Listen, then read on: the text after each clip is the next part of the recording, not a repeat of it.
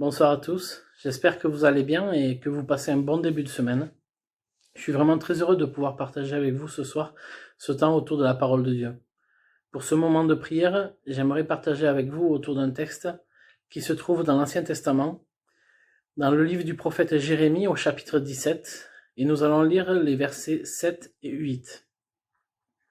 Jérémie 17, versets 7 et 8. Le texte nous dit « Béni soit l'homme qui se confie dans l'Éternel, et dont l'Éternel est l'espérance. Il est comme un arbre planté près des eaux, et qui étend ses racines vers le courant. Il n'aperçoit point la chaleur quand elle vient, et son feuillage reste vert. Dans l'année de la sécheresse, il n'a point de crainte, et il ne cesse de porter du fruit. » Amen. Ce texte doit certainement vous faire penser au premier psaume, et c'est vrai qu'il y a des ressemblances entre ces deux textes, notamment le fait de comparer un arbre avec l'homme. Mais dans le texte que nous venons de lire, il y a plusieurs promesses. Tout d'abord, il nous est parlé de bénédiction. Ensuite, le fait de ne pas percevoir la chaleur, avoir un feuillage qui reste vert. Ne pas avoir non plus de crainte dans les temps de sécheresse. Ou encore, ne pas cesser de porter du fruit. Et dans ce texte, il y a une précision sur une des caractéristiques d'un arbre. Cette précision, elle porte sur les racines. Il nous est dit que l'arbre, il est planté près des eaux. Mais il est précisé que l'arbre va étendre ses racines vers le courant d'eau. L'arbre, il ne se contente pas d'être placé là où il est. Il cherche à approfondir, à faire grandir ses racines. Et il faut savoir qu'un arbre, il va principalement se nourrir par ses racines, justement. Et il va puiser dans le sol tout ce dont il a besoin pour grandir, pour se développer, pour prospérer. Et il nous est dit que la bénédiction, elle est pour l'homme qui va puiser la nourriture de son âme dans l'Éternel, au verset 7. Tout comme cet arbre va puiser sa nourriture vers le courant. Et le texte aussi nous dit que quand la chaleur vient, l'arbre ne l'aperçoit tout simplement pas. Et son feuillage n'est même pas atteint, il reste vert. Ça s'explique tout simplement parce que l'arbre, il ne va pas puiser sa vie par son feuillage, mais il puise sa vie par ses racines. Et il ne craint pas non plus les temps de sécheresse, parce que dans ces temps-là, encore une fois, le courant d'eau, c'est lui qui est la source de sa vie. Et même si en surface le courant d'eau n'est plus visible, en profondeur il y a toujours de l'eau. Et c'est pour ça que d'ailleurs les racines d'un arbre sont si profondes. L'arbre, lui, ne s'inquiète pas des éléments extérieurs. Il sait que tout ce dont il a besoin se trouve à proximité de ses racines. Et pour nous aujourd'hui, cela est vrai aussi. Je crois que nous ne devons pas craindre les attaques venant de l'extérieur. Ces attaques qui semblent pouvoir nous causer du tort, ces attaques qui semblent pouvoir nous empêcher de porter du fruit. La parole le dit, elle est claire. Ces choses-là n'empêchent pas l'arbre de porter du fruit. Amen.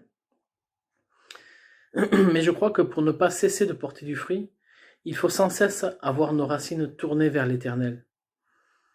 Nous devons puiser notre vie dans sa parole, en approfondissant notre relation jour après jour avec Dieu. Nous devons placer notre espérance en Jésus-Christ. Et c'est ainsi que nous continuerons de porter du fruit et que nous vivrons les bénédictions de Dieu. Amen. Cet arbre, ce qu'il cherche à atteindre, en étendant ainsi ses racines, tout simplement, c'est le courant d'eau. Et concrètement, ce courant, Jésus nous appelle à venir le chercher auprès de lui. Nous pouvons lire ensemble dans l'évangile de Jean au chapitre 7, versets 37 à 39. Ce texte nous dit « Le dernier jour, le grand jour de la fête, Jésus, se tenant debout, s'écria « Si quelqu'un a soif, qu'il vienne à moi, et qu'il boive. Celui qui croit en moi, des fleuves d'eau vive couleront de son sein, comme dit l'Écriture. » Il dit cela de l'esprit que devaient recevoir ceux qui croiraient en lui. Cette eau que nous allons chercher auprès de Jésus, c'est l'image du Saint-Esprit. Et comme on vient de le lire, le Saint-Esprit, il est appelé à couler en abondance dans nos vies.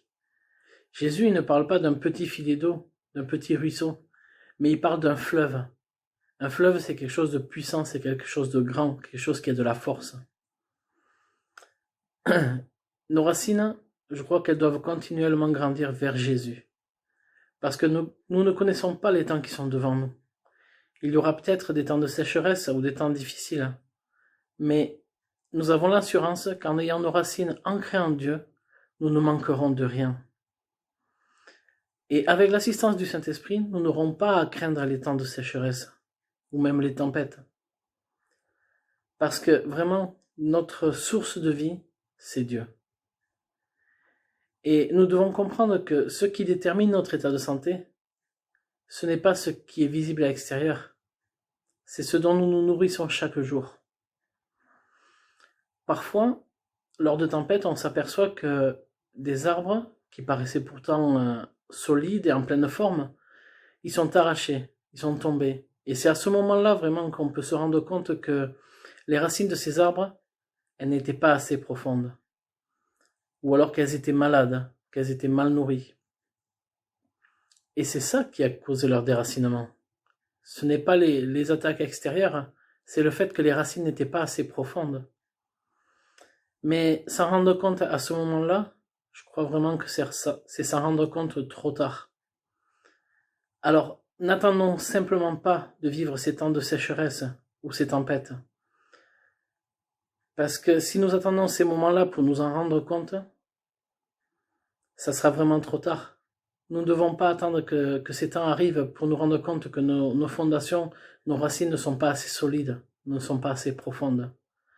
Mais je crois que dès ce soir, nous pouvons vraiment rechercher la face de Dieu et venir auprès de Jésus, puiser notre eau, puiser le Saint-Esprit. Amen.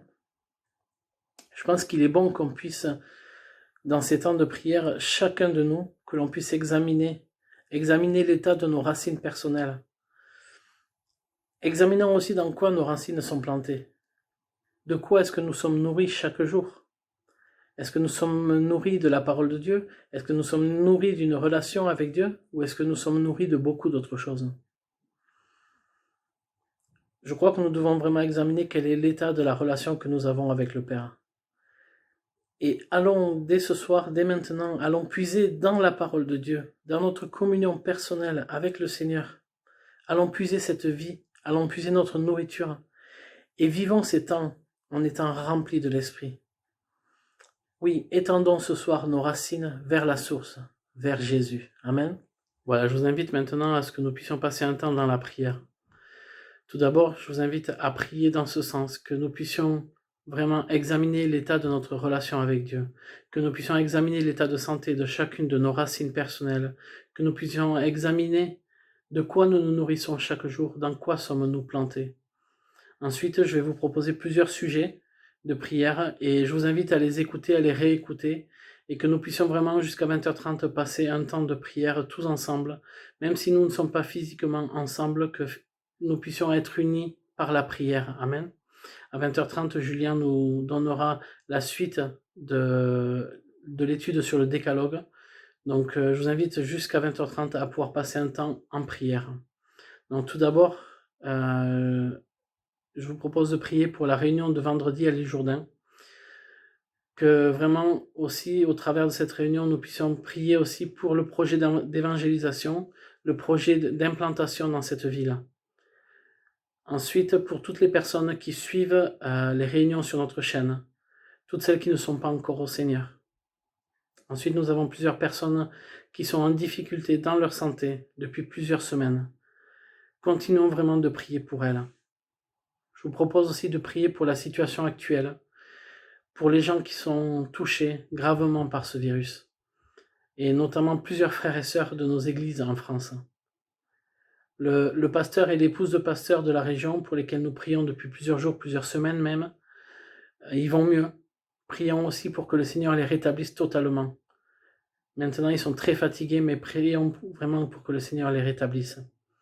Prions aussi pour tous ceux qui travaillent au contact des personnes, que ce soit les personnels soignants, les aides à domicile, les personnels dans la vente alimentaire aussi. Il y a plusieurs de ces personnes qui sont concernées, qui sont dans notre Église. Alors vraiment que Dieu les protège. Je vous invite aussi à prier pour les autorités politiques et sanitaires de notre pays. Prions aussi pour l'Église, afin que dans ces temps, elle prospère, pour que les chrétiens grandissent dans leur relation avec Dieu et dans leur foi, pour que les enfants aussi soient bénis et encouragés dans leur famille.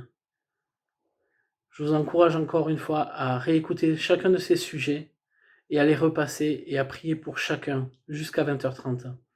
Passez un bon moment dans la prière et que Dieu vous bénisse.